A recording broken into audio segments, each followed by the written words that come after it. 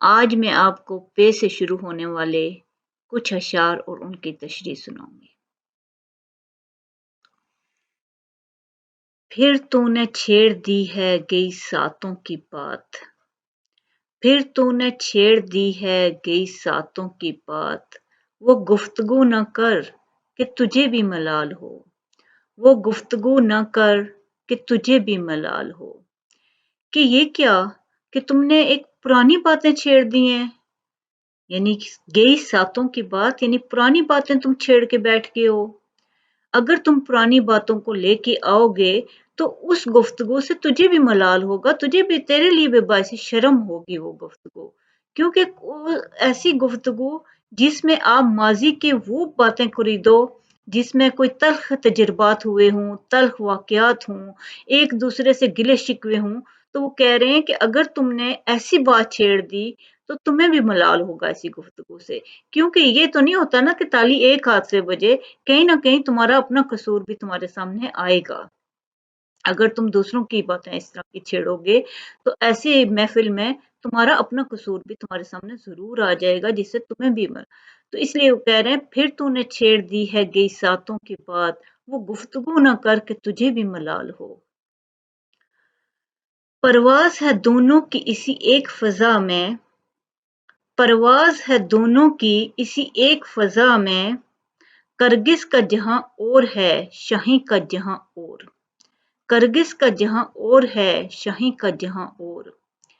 اس میں علامہ اقبال یہ کہہ رہے ہیں، یہ علامہ اقبال کا شعر ہے جس میں علامہ اقبال شاہین کے بارے میں ذکر کر رہے ہیں اور کرگس کے بارے میں۔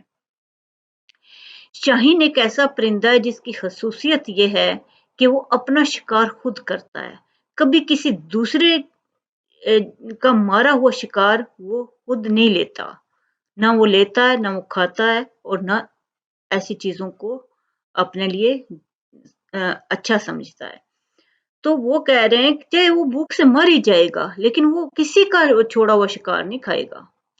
لیکن کرگس اس کے برعکس ہے، کرگس بیٹھا انتظار کرتا رہتا ہے کہ کوئی کسی کا پس خوردہ ہو، چاہے وہ شیر کا ہو یا کسی بھی جانور کا پس خوردہ بچا ہوا اسے ملے اور وہ کھا لے۔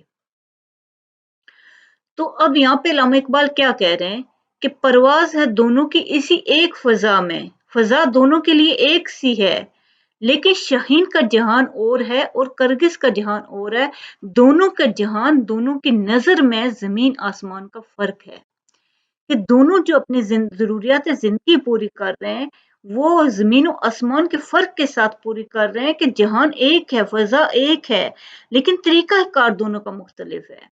یہاں وہ کیا سمجھانا چاہ رہے ہیں کہ شاہین بلند پرواز ہے، بلند نظر ہے، کیونکہ وہ اپنا حلال کا لقمہ کھا رہا ہے، اپنا کما کے کھا رہا ہے، اور کرگس کیوں گرا ہوا ہے؟ کیونکہ وہ دوسروں کا چھوڑا ہوا کھانے کا عادی ہے، حرام کھانے کا عادی ہے۔ یہاں علامہ اقبال حلال اور حرام کو واضح کر رہے ہیں، اور حلال اور حرام کے بارے میں قرآن و حدیث میں بھی جا بجا ذکر ہے۔ قرآن پاک میں ہے کہ پاک چیزیں کھاؤ، حکم دیا گیا ہے پاکیزہ چیزیں کھانے کا، اور حدیث میں بھی کیونکہ جب انسان حلال و حرام کی تمیز کھو دیتا ہے تو وہ کسی کام کا نہیں رہتا، ابھی حلال کھا لیا، ابھی حرام کھا لیا۔ حرام جب بھی کہیں جائے گا تو وہ اپنے ساتھ بے سکونی، بد نظمی لے کے جائے گا۔ یہاں تک کہ امام غزالی ایسے شخص کے بارے میں کہتے ہیں کہ جو شخص حرام مال کھاتا ہے اس کے تمام اعضاء گناہ میں پڑ جاتے ہیں، چاہے وہ چاہے یا نہ چاہے، یعنی کہ وہ نہیں چاہ رہا کہ گناہ کرے لیکن وہ اعضاء گناہ کی طرف جائیں گے کیونکہ اس نے حرام کھایا ہوا ہے۔ اور حلال جو ہے وہ آپ کے باطن کو پاکیزہ رکھتا ہے، آپ کے باطن میں سکون، اطمینان لاتا ہے۔ حدیث میں ہے کہ حضور صلی اللہ علیہ وسلم نے سعد کو مخاطب کرتے ہوئے فرمایا، اے سعد، تو اپنا کھانا پاکیزہ اور حلال بنا لے تو پھر تو مستجاب الدعا ہو جائے گا، یعنی کہ دعاؤں کی قبولیت کے لیے شرط کیا ہے کہ آپ حلال کھاؤ گے۔ اسی طرح کی ایک اور حدیث میں آپ کو سناتی ہوں کہ ایک بندہ लंबा सफर करके मुसीबतें सोबतें रास्ते की काट कर हरम के सहन में जाकर खड़ा होता है। उसके बाल बिखरे होते हैं, लिबास फटा हुआ है, हालत परागंदा है, दोनों हाथ लंबे कर करके दुआएं मांग रहा है। इसका खाना हराम, इसका पीना हराम, इसने जो लिबास पहना वो हराम का है। तो हजूर सल्लल्लाहु अलैहि वसल्लम फरमाते हैं कि बताओ इसकी दुआ कैसे कबूल होगी। यानी कि काबे के गिलाफ से लिपट कर दुआएं मांग रहा है, आंख में आंसू है, रो रहा है, लेकिन खाना पीना हराम का है, लोगों के पैसे गसब करके आ गया है, हक मार के आया है, तो इसकी दुआ काबे में भी कबूल नहीं होगी। ये मैं नहीं कह रही, ये नबी सल्लल्लाहु अलैहि वसल्लम कह रहे हैं। तो बुनियादी शर्त क्या है कि रिस्क हलाल का हो। अगर रिस्क हराम का होगा, नापाक होगा, तो बातिन बिगड़ जाएगा, गुनाह में पड़ जाएगा। अब देखें, जो इंसान का बातिन बिगड़ गया, गुनाह के कामों में पड़ गया, उसने उससे तो खैर की तो है ही नहीं, तो दुआ कहाँ से कबूल होनी है उसकी। अगर रिस्क पाक नहीं है तो कोई भी रोशनी आपके बातिन में दाखिल नहीं हो सकती, बसीरत नहीं दाखिल हो सकती। अल्लाह ताला का रहम उस इंसान पे कैसे होगा फिर, जिसके घर में हलाल ना हो। तो मैं एक ऐसा ही वाकया आपको सुनाती हूँ कि हमारे असलाफ जो हैं वो हलाल का बहुत एहतमाम किया करते थे और अपने रिज्क के जराए को हर मुमकिन तरीके से पाक रखा करते थे। यहाँ पे मैं सिर्फ एक औरत का वाकया सुनाऊंगी जो कि हजरत इमाम अहमद बिन हम्बल के दौर में उनके पास गई एक मसला लेके कि इमाम साहब मुझे एक मसला दरपेश है हलाल और हराम का, मैं आपसे फतवा लेना चाहती हूँ। तो उन्होंने कहा कि जी जरूर।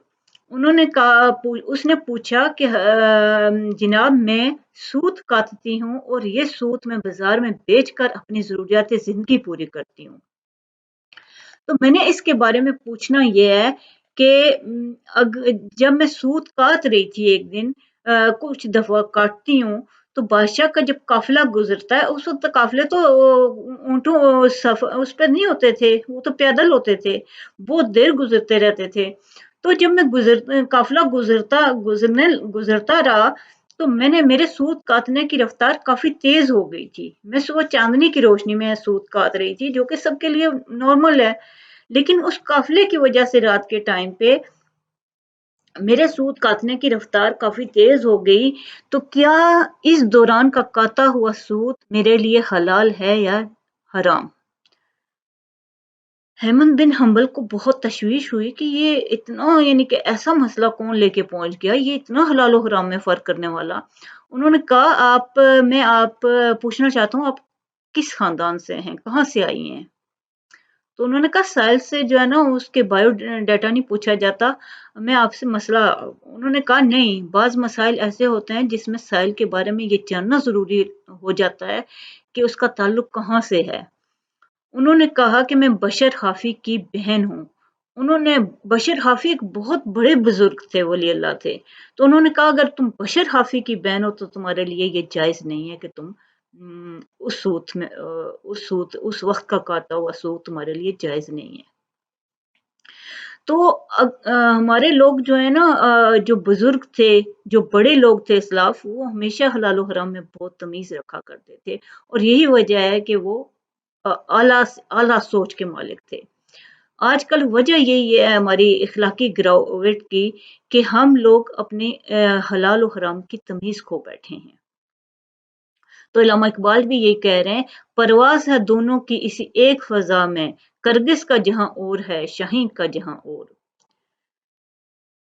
पेड़ को दीमक लग जाए या आदम जात को गम, पेड़ को दीमक लग जाए या आदम जात को गम, दोनों ही को अमजद हमने बचते देखा कम, दोनों ही को अमजद हमने बचते देखा कम।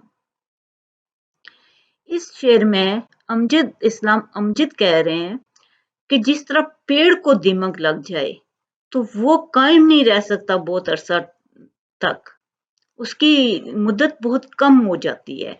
इसी तरह जिन लोगों ने अपने आप को रोग लगा लिया होता है, कोई गम पाल लेते हैं, वो भी ज्यादा देर सरवाइव नहीं कर सकते।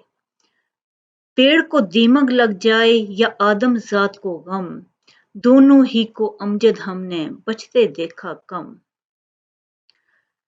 پھر تو نے چھیڑ دی ہے گئی ساتوں کی بات، وہ گفتگو نہ کر کہ تجھے بھی ملال ہو۔ پرواز ہے دونوں کی اسی ایک فضا میں، کرگس کا جہان اور ہے شاہین کا جہان اور۔ پیڑ کو دیمک لگ جائے یا آدم ذات کو غم، دونوں ہی کو امجد ہم نے بچتے دیکھا کم۔ اللہ آپ کو بہت بہت خوشیاں اور کامیابیاں عطا کرے۔ بہت بہت شکریہ۔